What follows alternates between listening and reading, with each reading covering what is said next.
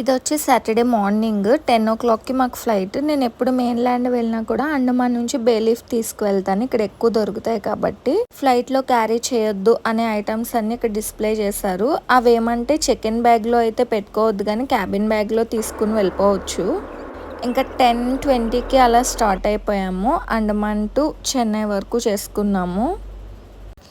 ఇంకా ఈ వ్యూ వచ్చేసి అండమాన్ పైనుంచి చాలా బాగుంటుంది. వెళ్ళినప్పుడు కన్నా వెళ్ళేటప్పుడు జస్ట్ సీనే కనిపిస్తుంది. వచ్చేటప్పుడు అయితే మంచి మంచి ఐలాండ్స్ కనిపిస్తాయి. ఆ రోజు కొంచెం క్లౌడీగా లేకుండా సన్నీగా ఉందంటే ఇంకా చూస్తూనే ఉండాలనిపిస్తుంది, అంత బాగుంటుంది.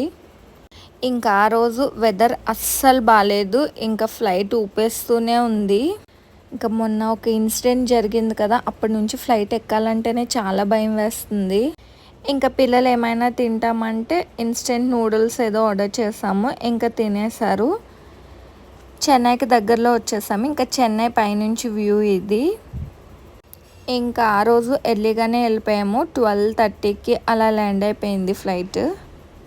Chennai to Bhimavaram direct train book చేసుకున్నాము. ఇంకా అది 4 o'clockకి ఈవినింగ్. అంతే ఇంక ఈ వీడియో నచ్చితే లైక్ చేయండి, సబ్స్క్రైబ్ చేయండి. Thank you for